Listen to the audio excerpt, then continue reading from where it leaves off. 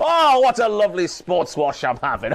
So squeaky clean. What are you doing to me shower, you creep? Anyway, I've had to change the spelling of a professional wrestler's name. That is no longer JD McDonagh. That is now JD McDonagh. What the hell is that on me side? And how the hell did it get there? A Blue Thunder Bomb wins a match. Richard, insert all of the memes you want to put in here because I don't even know anymore. Huh?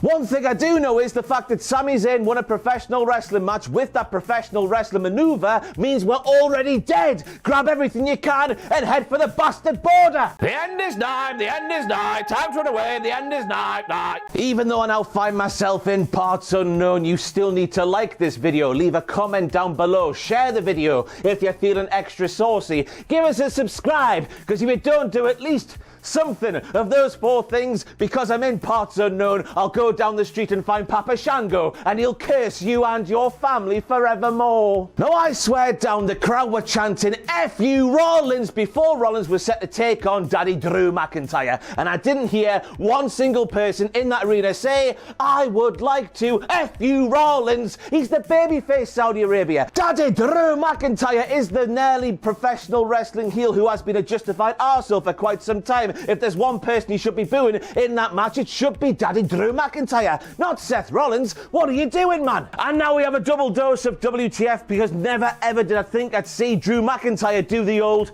Sue that Cristiano Ronaldo likes to do, but he did, so WTF. I know that was a pathetic attempt. I need to do it properly, don't I? Here I go, everybody. Sue! But that gets me to thinking, everybody, when Cristiano Ronaldo does do a kick on the football field, or maybe a professional wrestler does a kick in the super ring, they can both call it, whether it's a ha or a hoo-ha, a super kick. It writes itself. But the second part of this double dose of WTF is the fact that Kevin Dunn missed the big moment. He missed the sue from Daddy Drew McIntyre. And that's because, as we all know, Kevin Dunn was doing what he calls the Foo. And in the process of doing that, the teeth came out the mouth and the wrong camera was selected against Kevin Dunn's will. The silly dick. Mago, mago, mago, mago, mago, mago, mago, mago, mago, mago, mago. Drew McIntyre's first title defense when he won the thing back in 2020 was against Seth Rollins, claim Michael Cole right here. And we all know that isn't true, don't we? Because we all lived through WrestleMania 36. We all know who actually was the first challenger for Daddy Drew McIntyre's newly won back then WWE title. Say it with me, everybody. A 3, a 2, a 1. Well, it was the bloody Big Show, wasn't it? We never forget. That kick out from the Claymore after the failed Phoenix Splash, that was the moment that professional wrestling went too far for me. That was the moment I realised this thing we all like to watch might not be a real legitimate sporting competition. That was impossible, man. That was like going down to Tutankhamun's tomb and saying, hello, Tutankhamun. And Tutankhamun saying, why don't you Khamun in? The tomb is nice and warm. The biggest comeback in the history of mankind. That's what Rollins' kick out was there. This is only a thing in professional wrestling, I swear. Everybody sees you earn a thing. Everybody knows you still hold this thing up until last night at Crown Jewel. But the fact that somebody takes that thing away from your possession now means that you don't own that thing. Why is that a thing? Everybody knows that Damian Priest is Mr. Money in the Bank. His name is on the contract. But the fact he can't now do the ceremonial handing over of the briefcase to the official, who then gives it to the timekeeper, then the timekeeper has to announce it, and then we have a match. The fact he can't do that now means he can't actually cash in his briefcase. Contract, crashing the contract. That makes more sense. Which then leads me to ask now, because Sami Zayn, who stole the briefcase from Damian Priest, now has Damian Priest's contract, does that now mean that Sami Zayn is the contract holder, even though Damian Priest's name will be on said contract? All I knows is this reminds me of school when the big scary bullies took me super dry coat offers, even though me mum had stitched me name into the neckline. Sami Zayn is no vigilante acting on the behalf of good. He's just a big bully. A big ginger bully. Yep, I wrong. Yep, I wrong. The only thing wrong about Byron Saxton at last night's Crown Jewel event is realising that for the last however many years, he's been doing the wrong thing in WWE. Byron Saxton, as a ring announcer at Crown Jewel last night, tip-top, pippity-perfect. I don't know what I'm saying there, but he was very good. Why haven't they been utilising him to his strengths for the last however long? What's wrong with them? This was very strange. We had 25 to 75 lads walk out one by one onto the stage, and then we had Professor Snape dressed up as that gimp from Somerset walk out and not even acknowledge that they're there. We spent so long watching these lads walk out, stand still, walk out, stand still, just to get to a normal Rhea Ripley entrance. I didn't mean that Snape comment, by the way. I'm trying to make you laugh and failing. Stay out of the splash zone. We all know this is a thing in many walks of life, but who knew it was a thing when you're a camera operator in the professional wrestling? Because if you don't stay out of the splash zone, what will happen to you is what happened to the camera operator when Zoey Stark was doing her splash off the top rope last night. Down on his arse he went, arse over tit. A John Cena choke slam? What the hell do we have next? A Zelina Vega tombstone pile driver, an Omos spinal tap, the one that AJ Styles used to do, not the documentary kind of thing, or what's even bigger than that, a Roman Reigns match that ends in a different way to they have done every single bloody time for the past 3 years, WWE. Could we have a different ending? And next up we have the moment where we heard Wade Barrett say, John Cena's body is bouncing around that ring like a shop mannequin. And now I need to ask you a question. Have you ever seen anybody do a professional wrestling maneuver to a shop mannequin? Because let me tell you, I've never seen anyone do anything like that to a shop mannequin outside of a certain Jeffrey Dahmer. And we don't need to talk about him here. But still, a bit of a WTF moment from Wade. Where's he been and what's he seen? Now, this shouldn't be a WTF moment at this point in his career because we've been watching John Cena do this for the past 20 bloody years. But watching John Cena call spots in the middle of his matches, this year especially, it's more obvious than his bastard bald spot. And no offence to the bald spot, but it is really obvious, John. Just shave it off, man. You'll feel liberated. Imagine taking 3 deadly spikes to the throat from Solo Sikoa, but still sort of leading up and going, we're going to do this now, Solo, with the camera shooting you right in the face. John Cena just doesn't give a toss anymore. Now, The Miz saying my guest at this time is one of Saudi Arabia's own and not wheeling out Mansoor/Mansoor is a huge WTF moment, but the WTF moment involving The Miz at last night's show does not end there. Because I realised during the course of that segment with Grayson Waller and insert of the name of that very lovely man, I've forgotten as I'm stood here right now. He was such a lovely man. I can't remember what he was called, but he's a lovely man. Anyway, Waller, The Miz, I realised they're turning The Miz babyface. It's a thing they're actually doing, and The Miz is now going to go after, isn't he, Gunther's Intercontinental title as a babyface, as if his dreadful run, awful run, as a babyface about 9 years ago didn't actually happen. We've been down here. It doesn't work. He's naturally a dick. He's so naturally a dick. I'll stop myself there because I was going to say something really inappropriate. I'm very sorry, children. This was a direct quote from Michael Cole last night, and I just need to read it out very slowly so you all understand it. That's shades of the Hall of Famer Bruno Sammartino from Logan Paul. That was a real sentence that was said by Michael Cole with no sense of irony and or satire. It's just proof that life is a simulation and we're not even real. Bang! God, that's gotta be Kane. Look at Rey Mysterio's eyes, man. They're the same as Kane's. Come to think of it, have you seen Rey Mysterio and Kane in the same room over the past few years? I think not. They're the same person, which all leaves us wondering what happened to Ronald Mysterio's younger brother, who of course was framed for setting the family funeral home on fire for a number of decades before admitting to doing the crime live on WWF television during the Attitude Era. What happened to him?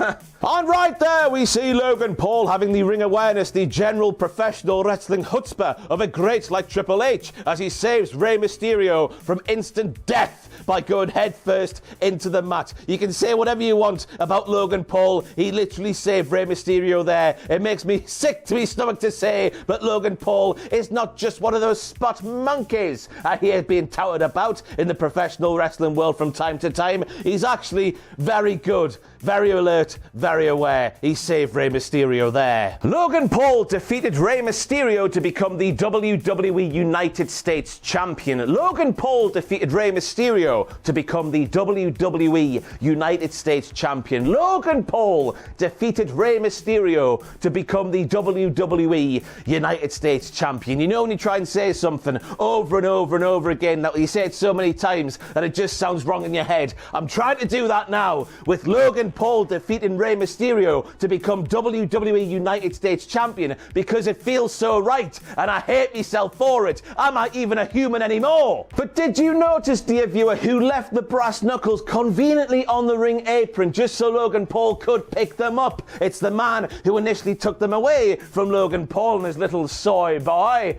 in his corner. I don't know who it is. He probably isn't a soy boy. I guess he's a lovely fella. But anyway, for the purposes of this video, that fella who was helping out Logan Paul at ringside is a soy boy. Right. But yeah, it was Santos, wasn't it? Santos Escobar. You can't get anything past me, you wazzick. I know what you had for breakfast. And I know that you intentionally whizzle-wazzled Rey Mysterio out of the United States Championship. As it looks like Rey Mysterio said, hey, LWO brethren and sisterin, in the case of Zelina Vega, stay backstage. I want to go out and face Logan Paul all by myself. A couple of weeks ago on SmackDown is going to brass knuckle him in the face. It's like bite you in the arse, but with brass and faces. Kairi Sane, what are you doing here? Oh, it's a Cultaholic Wrestling podcast reference. I'm not a weird guy, honestly. I mean, the return of Kairi Sane is fantastic all on its lonesome. It looks like she's still a pirate, but one who wears badass pleather gear. Fantastic! But also, Bayley didn't know about it, which is intriguing because Damage Control is Bayley and Iyo Sky, but Iyo Sky has done something without telling Bayley. So what does that mean for Bayley and Iyo Sky's relationship? On top of that, we have the fact that Kairi Sane was kind of booted in kayfabe out the WWE by Bayley. So what does that mean with Iyo and Kairi on one side and Bayley on t'other? But on top of that as well, who else is on SmackDown? It's Asuka, who of course sacrificed her title reign to help out Kairi Sane while she was in kayfabe